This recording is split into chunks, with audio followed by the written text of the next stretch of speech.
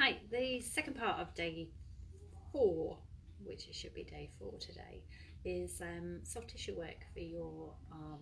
So if you have your tennis elbow, we've gone through some stretches earlier today. The other thing that can happen is obviously your muscles are in a bit of spasm. So if you remember back to testing, we were looking at lifting a finger and seeing which of those muscles, if you rest your arm on the bench and you lift a finger up, you'll be able to feel which muscle is working. So if I lift up my middle finger, I can feel it's that muscle, and if that's the muscle that's sore, then what I might want to do is some soft tissue work into that. So really just working into the forearm muscle to get some relief. If you prefer, you can do it with a ball, so you could actually roll a ball, and some people actually use the ball. If I just angle this phone down a little bit, you might be able to see that, but it's just having the arm working along a tabletop and actually using that under the arm.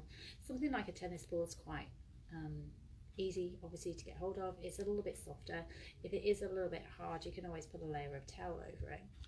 And we then generally progress onto a trigger ball.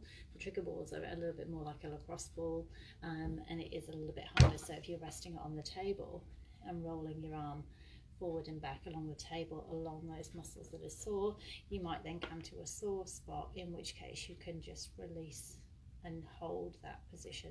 So if you imagine I'm on a table here, if I come to that spot here and that's my painful area, I might want to just relieve and get some release by holding it there, holding it for 10-20 seconds, and then the muscle will let go.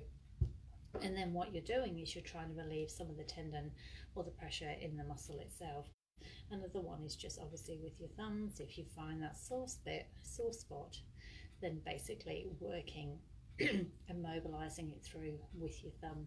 The big thing obviously is if it is just pure muscle spasm, the muscle's gone into a bit of tightness and it's gone into what we call protective spasm, that might actually help reduce the pull on the arm. So in the initial stages of tennis elbow, what we're looking at doing is resting the affected area from pain and aggravating activity, making sure we maintain the length in the tissue by actually stretching it so it maintains its full range. Because if it goes and it gets tight and it goes into spasm, then when you're trying to use it, the muscle's actually short and tight and you get pain anyway because it's uncomfortable. So you want to take it to the point where you feel a stretch, and then take it further into the stretch and further into the stretch until it's basically pain-free.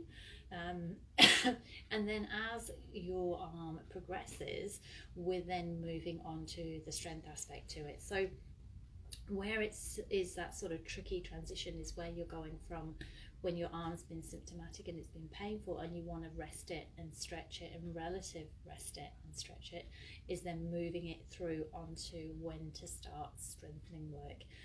What we've seen happen with a few of our clients is that basically they've left the arm too long.